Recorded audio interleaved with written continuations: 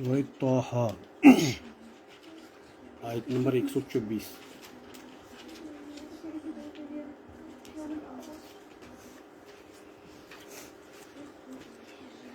نحمدہ ونصلی علی رسولہ الکریم، اما بعد فاعوذ باللہ من الشیطان الرجیم، بسم اللہ الرحمن الرحیم۔ ومن اعرض عن ذکری فإن له معیشة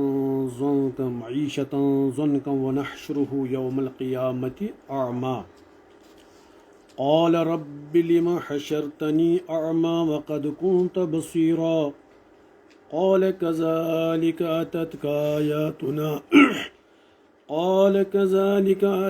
آياتنا فنسيتها وكذلك اليوم تنسى۔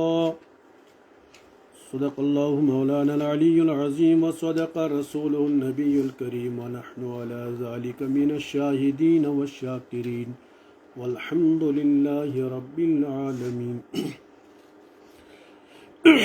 اللہم صل علی محمد وعلى آل محمد كما صليت على إبراهيم وعلى آل إبراهيم إنك حميد مجيد۔ اللهم بارك على محمد وعلى آل محمد كما باركت على إبراهيم وعلى آل إبراهيم إنك حميد مجيد۔ رب اشرح لي صدري ويسر لي أمري واحلل عقدة من لساني يفقهوا قولي، رب زدني علما۔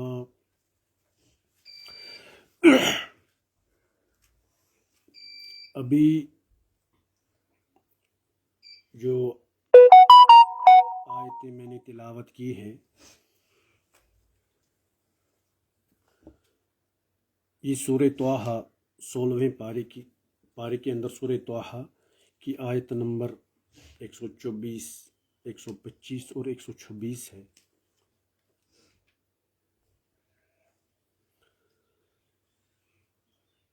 کشیر پٹ کرو کہ اردو پٹ؟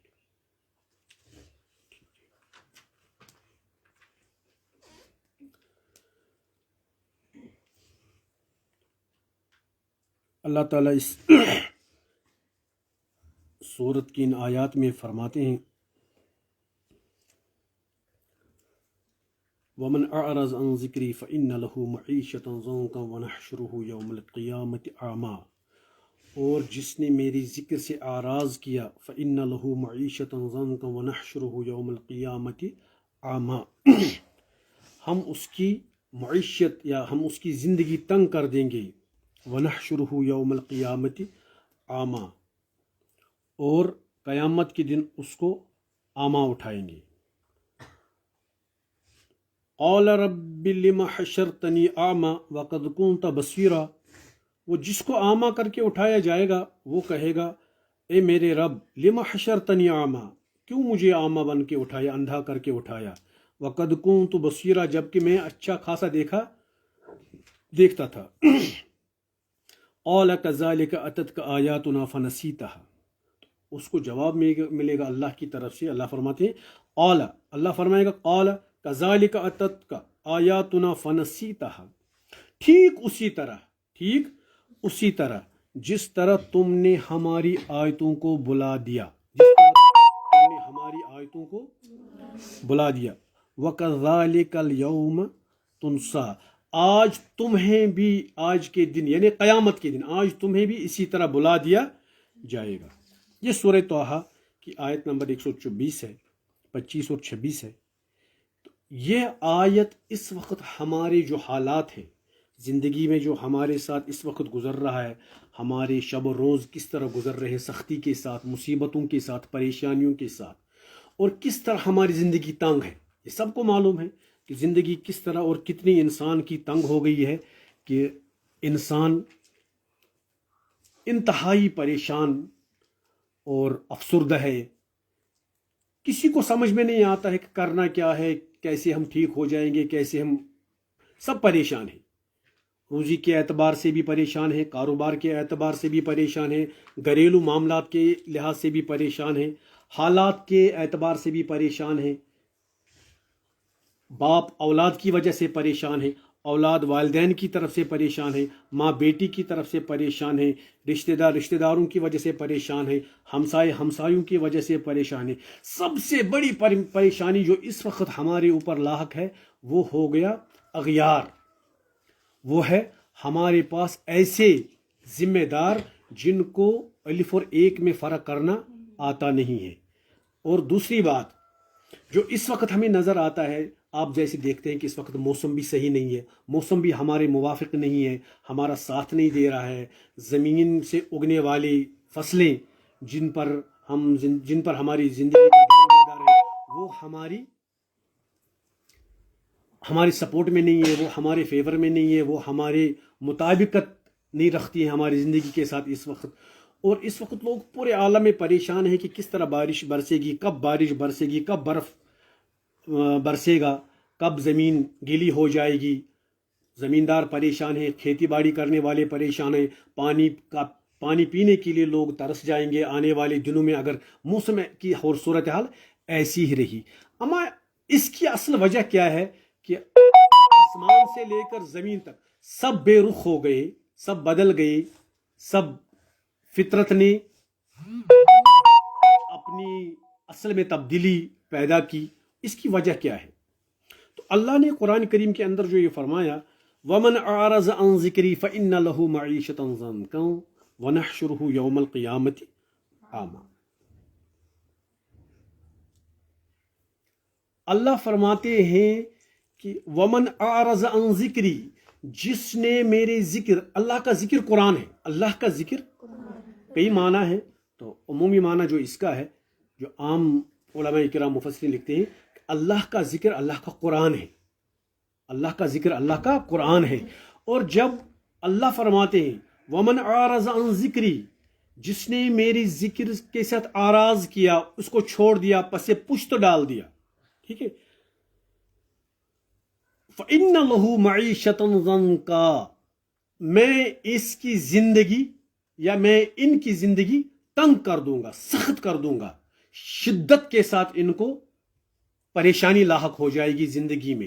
آپ کو بھی اندازہ ہوگا کہ اس وقت کس طرح ہماری زندگی تنگ اور پریشان کن ہے۔ تو آگے اللہ فرماتے ہیں جس نے یہ اللہ کے قرآن کو چھوڑا، اللہ کے قرآن کے ساتھ بے مروتی اختیار کی، اللہ کے قرآن کو پس پشت ڈال دیا، اللہ کے قرآن پر احکامات کرنے چھوڑ دیے، اللہ کے قرآن کو ماننا چھوڑ دیا، عملی طور اللہ کے قرآن کو اپنے طاقچوں میں، اپنے غلافوں میں بند کر کے رکھ دیا ہے، اللہ کے قرآن کو یاد نہیں کرتے ہیں، صبح اٹھتے ہیں لوگ کوئی قرآن پڑھتا نہیں ہے، رات کو سوتے ہیں کوئی قرآن پڑھتا نہیں ہے، دن کو کاروبار میں مصروف ہوتے ہیں، اور ایسے کاروبار میں انسان مصروف ہو گیا کہ اس کو اللہ کا کلام ہی بھول گیا۔ تو اللہ نے قبل از وقت ہی فرما دیا ہے وَمَنْ أَعْرَضَ عَنْ ذِكْرِي فَإِنَّ لَهُ مَعِيشَةً ضَنْكًا، جس نے میرا یہ قرآن چھوڑ دیا، جس نے میرے قرآن سے آراز کیا۔ اللہ نے بنایا کس لیے مسلمانوں کو؟ یہ قرآن کن کے لیے ہے؟ کائنات انسانی کے لیے۔ اللہ نے یہ انسان پوری کائنات کے لیے بنایا، یہ خالی مسلمانوں کے لیے۔ البتہ جو اسلام کے اندر داخل ہوا، مسلمان بن گیا، اس پر لازم بنتا ہے کہ وہ قرآن کے احکامات پر عمل کرے، قرآن کے اصولوں کو اپنائے، قرآن کو اپنا دستور مانے۔ تو جب تک ہم قرآن کو اپنا دستور نہیں مانیں گے، قرآن کی اطاعت نہیں کریں گے، قرآن کے الفاظوں پر غور نہیں کریں گے، قرآن کا معنی پر غور نہیں کریں گے، اس کی تفسیر اور تشریح پر غور نہیں کریں گے، تب تک ہمیں بھی انہی اعماء کے ساتھ شامل کیا جائے گا جنہوں نے قرآن کریم کو عمدن اور قصدن پیچھے چھوڑ دیا ہے۔ تو اللہ نے اسی لیے فرمائی ہے، ہمارے لیے ایک توجہ طلب مسئلہ ہے، یہ قرآن ہے کیا؟ 6600 سے زائد آیتیں، 30 پارے، کتنی کتابیں ہم زندگی میں پڑھتے ہیں، سکول جاتے ہیں، نرسری سے لے کر پری نرسری سے لے کر نرسری تک، پھر لوور کے جی، اپر کے جی، پھر first, second, third, fourth, fifth, sixth, up to 10th، پھر سیکنڈری، پھر کالج، پھر جتنا انسان پڑھتا ہے کتنا علم حاصل کرتا ہے۔ لیکن کبھی کسی نے سوچا کہ میں نے قرآن کا ایک سورہ مکمل پڑھا ہے، اس کی میں نے ایک تفسیر پڑھی ہے، اس کا کا میں نے حق ادا کیا ہے، اس کا ایک جز میں نے یاد کیا ہے، اس کی ایک بات میں نے اپنی زندگی میں لائی ہے، ایک احکام قرآن کا ایک حکم، اللہ کا ایک حکم میں نے اپنی زندگی میں اتارا ہے، زندگی میں اپنایا ہے یا عملایا ہے، یہ سوچنے والی بات ہے کہ اس وقت قرآن اگر کوئی دنیا کے اندر کوئی مظلوم ترین کتاب ہے تو وہ کون سی ہے؟ وہ قرآن کریم ہے۔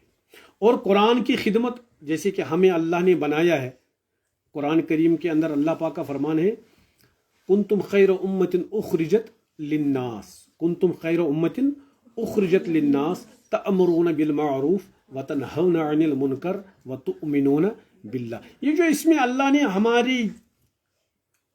ہمارا سٹیٹس بیان کیا ہے، ہماری بلندی، ہمارے درجے، ہمارا معیار اللہ نے اس میں ذکر کیا ہے، کنتم خیر امت اخرجت لنا۔ اگرچہ یہ آیت خصوصاً صحابہ کرام رضی اللہ تعالی عنہم کے لیے ہے، لیکن یہ قرآن کا اعجاز ہے کہ جس نے بھی قرآن اسلام قبول کیا، کلمہ اللہ کی گواہی دی، اللہ کے رسول ہونے کی گواہی دی صلی اللہ علیہ وسلم، جس نے بھی کلمہ پڑھا لا الہ الا اللہ محمد رسول اللہ صلی اللہ علیہ وسلم، اس پر لازم بنتا ہے کہ وہ اللہ کے دین کی خدمت کرے، اور اللہ کے دین کی خدمت کرنا تمام مسلمانوں کے لیے پہلا اصول ہے اللہ کی طرف سے۔ اسی لیے اللہ نے کیا فرمایا، کنتم خیر امت اخرجت للناس، یہ امت جو میں نے بنائی ہے، یا رسول اللہ صلی اللہ علیہ وسلم ان سے کہہ دیجئے کہ میں نے آپ کو بنایا ہے چن کے، چھانٹ کے، میں نے نکالا ہے تمام امت، آدم سے لے کر عیسیٰ علیہ الصلاۃ والسلام تک جتنے پیغمبروں کی امتیں آئی ہیں، محمد رسول اللہ صلی اللہ علیہ وسلم سمیت جتنے پیغمبروں کی امتیں آئی ہیں، ان میں سے یا رسول اللہ صلی اللہ علیہ وسلم میں نے آپ کی امت کو چھانٹ چھانٹ کے نکالا ہے، چن چن کے نکالا ہے، چن چن کے نکالا ہے۔ کیوں؟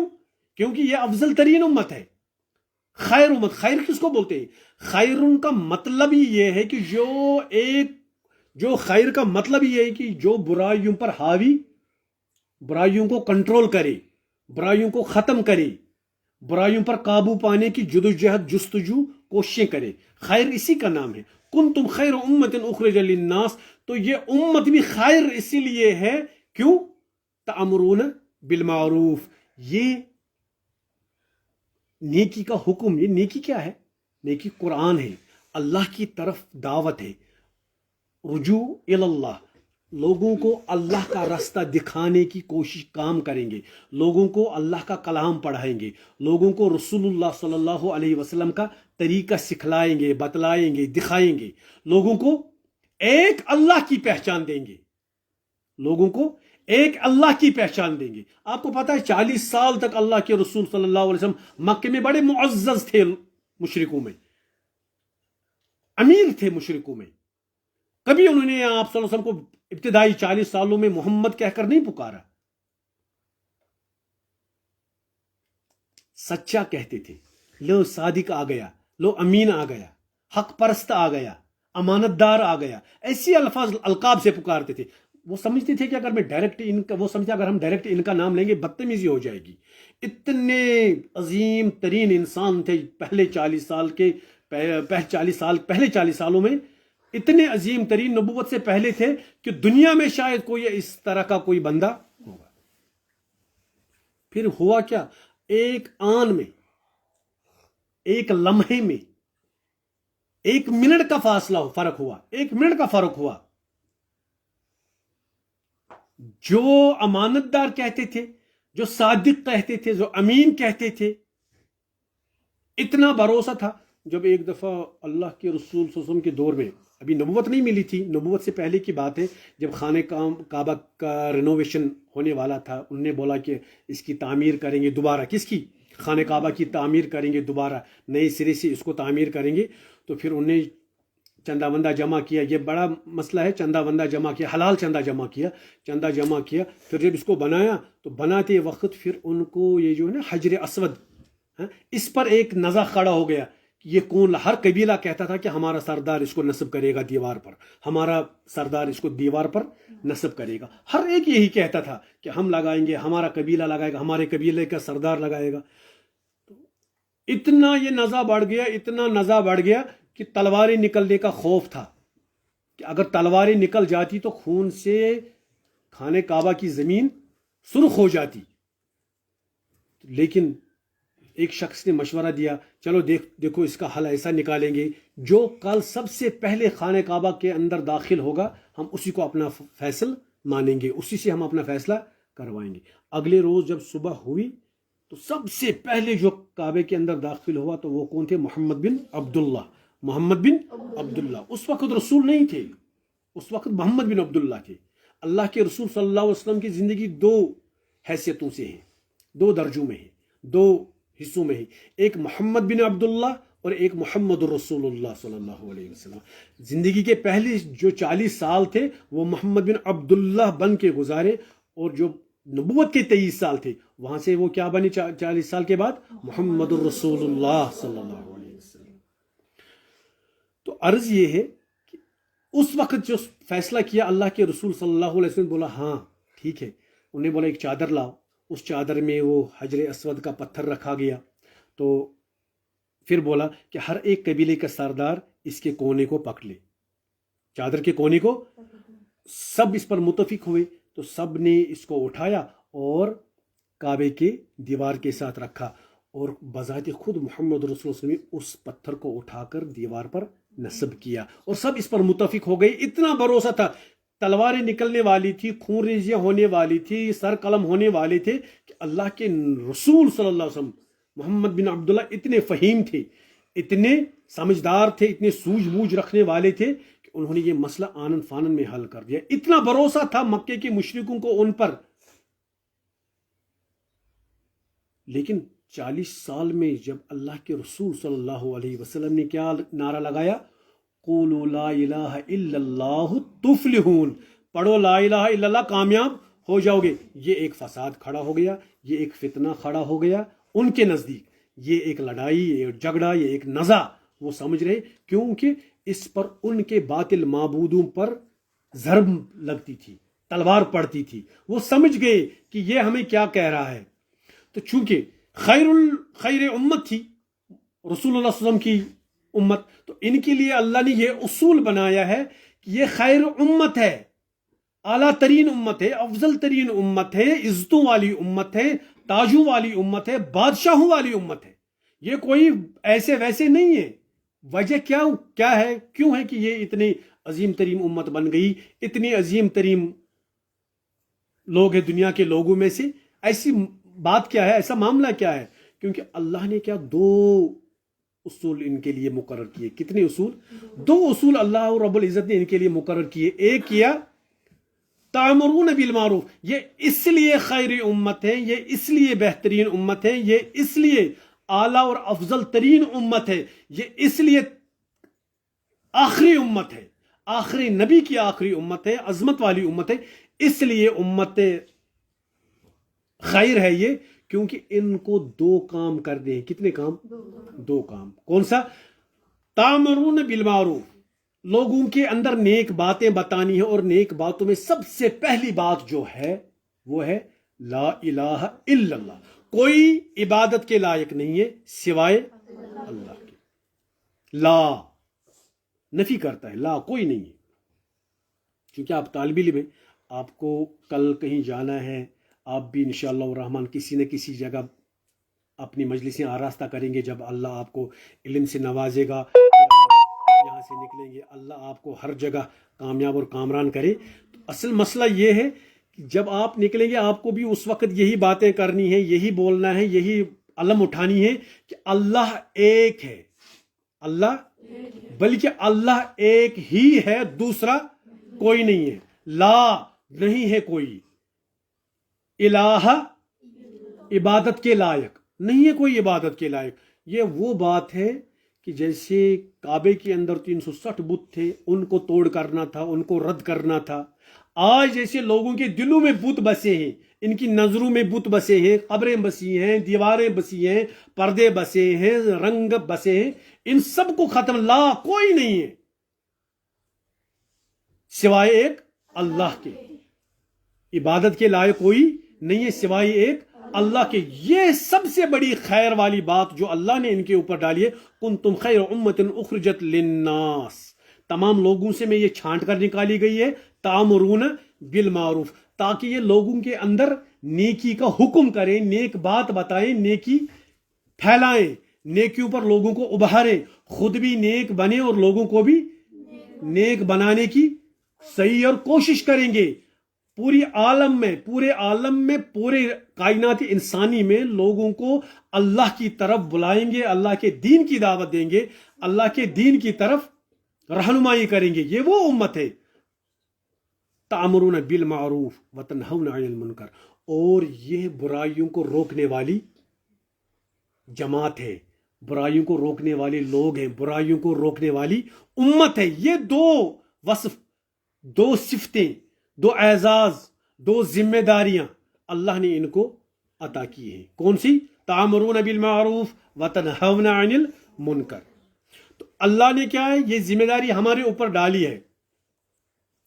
وَتُؤْمِنُونَ بِاللَّهِ, ایمان درجے میں ہوتا ہے, وَتُؤْمِنُونَ بِاللَّهِ, لیکن یہ کرنے والے وہ ہیں جو اللہ پر ایمان رکھتے ہیں, جو اللہ پر ہی ایمان رکھتے ہیں. یہ وہی لوگ کر سکتے ہیں جو اللہ پر ایمان رکھتے ہیں. تو یہ اللہ نے ہمیں ذمہ داری چھوڑ دی ہے, تو ہم نے یہ ذمہ داری اتاری ہے, ہم نے یہ ذمہ داری پیچھے چھوڑی ہے. تو اللہ کا فرمان آ رہا ہے وَمَنْ أَعْرَضَ عَنْ ذِكْرِي, جس نے میرے ذکر, میرے قرآن کو, میرے احکامات کو, میری آیتوں کو بلا دیا, چھوڑ دیا, پس پشت ڈال دیا. وَمَنْ أَعْرَضَ عَنْ ذِكْرِي فَإِنَّ لَهُ مَعِيشَةً ضَنْكًا, ہم ان کی زندگی تنگ کر دیں گے. جیسے آج ہم کشمیر کی بات کریں گے, کشمیری مسلمانوں کی بات کریں گے, پورے عالم اسلام کی حالت یہی ہے. ہم اپنی بات کریں گے, اپنے گھر کی بات کریں گے. کتنی تنگ ہماری زندگی ہے, بے انتہا. نہ صبح کو سکون, نہ رات کو سکون, نہ دن کو سکون, کسی پہر ہمیں سکون میسر نہیں ملتا ہے. وجہ ہم نے اللہ کا کلام چھوڑ دیا ہے, اللہ کے کلام سے روگردانی کی ہے. ہم نے اللہ سے جو وعدے وفا کیے تھے ان سے ہم نے دھوکہ کیا ہے, ان سے ہم نے راہ فرار اختیار کی ہی. اور اللہ نے یہ ایک ایسا نظام اس وقت قائم کیا ہے کہ ہم اس مچھلی کی تڑپ رہے, ترس رہے, جس زندہ مچھلی کو کھولتے ہوئے تیل میں ڈال دیا جاتا ہے. اس وقت ہماری زندگی بھی اتنی تنگ ہے, سخت ہے اور چست کر دی گئی ہے ہر لحاظ سے. نہ ہمارے پاس زمام ہے, نہ ہمارے پاس اقتدار ہے, نہ ہمارے پاس حکومت ہے, نہ ہمارے پاس مالی احکامات ہے, نہ ہمارے پاس مالی حقوق ہے, نہ ہمارے پاس معیشت کے حقوق ہے. ہم محتاج بھکاری بن کر دنیا میں جی رہے ہیں. اس لیے جی رہے ہیں کیونکہ ہم نے اللہ کا قرآن چھوڑ دیا ہے. ہم نے اللہ کا قرآن چھوڑ دیا ہے, اور اللہ کے قرآن کے ساتھ ہمارا کوئی واسطہ اب نہیں رہا ہے, بس سوائے اس کے. ایک حدیث ہے, اللہ کے رسول صلی اللہ علیہ وسلم نے فرمایا سیأتی علی الناس زمان لا یبقى من الاسلام الا اسم ولا يبقى من القرآن الا سیأتی علی الناس زمان لا يبقى من الاسلام الا اسم ولا يبقى من القرآن الا رسول. زمانہ آنے والا ہے, قریب ہے کہ میری امت پر ایک ایسا زمانہ آئے گا, میری امت پر ایک ایسا زمانہ آئے گا, اسلام کے رسوم رہ جائیں گے. قرآن مٹ جائے گا, اسلام کے رسوم رہ جائیں گے. قرآن مٹ جائے گا, قرآن کے نقوش رہ جائیں گے, اور اسلام کے رسوم آج بھی ہمارے اندر, وہ اسلام کے رسوم اس وقت ہمارے اندر موجود ہے, زندہ ہے. بچہ پیدا ہوتا ہے, اس کی کان میں اذان دیتے ہیں, تھوڑا سا بالغ 7 دن گزرتے ہیں, اس کو ختنہ کرتے ہیں, جوان ہوتا ہے, اس کی شادی کرتے ہیں, پھر مرتا ہے تو اس کا جنازہ پڑھتے ہیں. یہ رسوم ہمارے پاس اس وقت بڑے محفوظ ہیں, ورنہ جو دین کی حیت ہے وہ سب ہم نے مٹا کر رکھ دی ہے, سوائے اس کے کہ ہم مسلمان ہیں. یہ نام ہمارے پاس باقی ہے. قرآن کے نقوش رہ جائیں گے, قرآن مٹ جائے گا, قرآن کے نقوش رہ جائیں گے. آج ہر گھر میں قرآن کریم موجود ہے, لیکن پڑھنے والا کوئی نہیں ہے. گرد آلود ہو چکے ہیں وہ تاخچوں پر, الماریوں میں, بکسوں میں. زیادہ سے زیادہ ہم اس قرآن کو کیا عزت دیتے ہیں, کسی لڑکی کی شادی کرتے ہیں تو اس کو ایک گفٹ بطور گفٹ دیتے ہیں, لیکن اس بیچاری نے کبھی زندگی میں پڑھا بھی نہیں ہوتا ہے یہ قرآن. تو اسی پر اللہ تبارک و تعالیٰ کی یہ آیت جو ہے نا، سورہ طٰہٰ کی آیت نمبر 124، وَمَنْ أَعْرَضَ عَنْ ذِكْرِي فَإِنَّ لَهُ مَعِيشَةً ضَنْكًا. ہم ان کی زندگی، یہ پہلا عذاب ہے دنیا میں. کس کو؟ قرآن چھوڑنے والوں کو، قرآن ترک کرنے والوں کو، قرآن پڑھنے سے انکار کرنے والوں کو، قرآن کی طرف رجوع نہ کرنے والوں کو، قرآن کی طرف التفا نہ کرنے والوں کو، قرآن کو پس پشت پیٹھ پیچھے چھوڑنے والوں کو اللہ نے سب سے بڑا عذاب کیا دیا ہے؟ معیشتاً ضنکاً، ان کی معیشت میں تنگ کر دوں گا. ہمارے پاس اس وقت کچھ نہیں ہے، ہم پریشان ہیں، ہم کسی ایک تنکے کے ملکیت نہیں رکھتے ہیں، کسی ایک تنکے کے ہم مالک نہیں بنتے. یہ خالی مردوں کے لیے نہیں ہے قرآن، یہ عورتوں کے لیے بھی ہے قرآن. اللہ تبارک و تعالیٰ قرآن کریم کے اندر فرماتے ہیں سورہ توبہ کے اندر، والمؤمنون والمؤمنات بعضهم اولیاء بعض یأمرون بالمعروف وینہون عن المنکر. مومن مرد، والمؤمنون والمؤمنات بعضهم اولیاء بعض، مومن مرد اور مومن عورتیں آپس میں ایک دوسرے کی دوست ہیں، رفیق ہیں. کیوں دوستی کیوں ہے؟ یہ رفیق کیوں ہے؟ یہ ساتھی کیوں ہے؟ وَيَنْهَوْنَ بِالْمَعْرُوفِ وَيَنْهَوْنَ يَأْمُرُونَ بِالْمَعْرُوفِ وَيَنْهَوْنَ عَنِ الْمُنْكَرِ. کیونکہ یہ ایک دوسرے کے ساتھ بھی، اور یہ دونوں اس بات کے ذمہ دار ہیں کہ ان کو دنیا میں امر بالمعروف اور نہی عن المنکر کا کام کرنا ہے. مردوں کو مردوں کی حیثیت سے کرنا ہے، عورتوں کو عورتوں کی حیثیت سے کرنا ہے. امر بالمعروف اور نہی عن المنکر یہ ہماری اور عورتوں کی ذمہ داری ہے، بچیوں کی ذمہ داری ہے، بچوں کی ذمہ داری ہے کہ وہ اللہ کے دین کی اشاعت کرے، اللہ کے دین کی ترویج کرے، اللہ کے دین کو پھیلائے، قرآن کریم پڑھائے. خیرکم من تعلم القرآن وعلمہ، تم میں سے سب سے بہتر انسان وہ ہے جو قرآن پڑھے اور پڑھائے، سیکھے اور سکھائے. یہ سب نے چھوڑ دیا، مردوں نے پہلے چھوڑ دیا، عورتیں پیچھے بھاگ گئی ہیں اس کو چھوڑتے چھوڑتے. تو اللہ نے کیا کیا؟ فرمایا وَمَنْ أَعْرَضَ عَنْ ذِكْرِي فَإِنَّ لَهُ مَعِيشَةً ضَنْكًا. جس نے میرے قرآن کو چھوڑا، میرے ذکر کو چھوڑا، میں ان کی زندگی تنگ کر دوں گا. پہلا عذاب، قرآن چھوڑنے پر زندگی تنگ ہو جائے گی.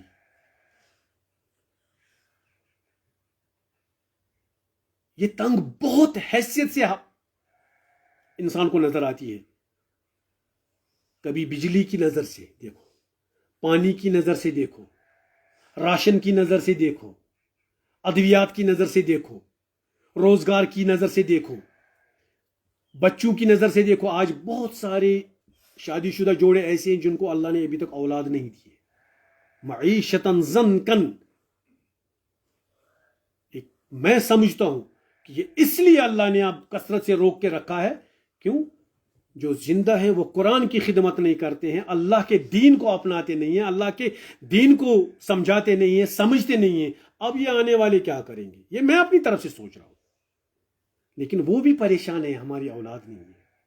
یا کسی کی، آپ دیکھو ہمارے کشمیر کے ہی اندر ہی بیٹے نے ماں کا قتل کیا، بیٹے نے باپ کا قتل کیا، بھائی نے بہن کے ساتھ غلط کیا، باپ نے بہن بیٹی کے ساتھ غلط کیا. یہ کشمیر کے اندر ہو گیا. معیشتاً ضنکاً.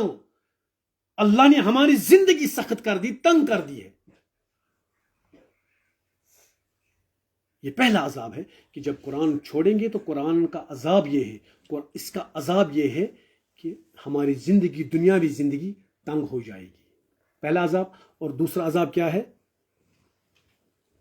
وَنَحْشُرُهُ يَوْمَ الْقِيَامَةِ أَعْمَى.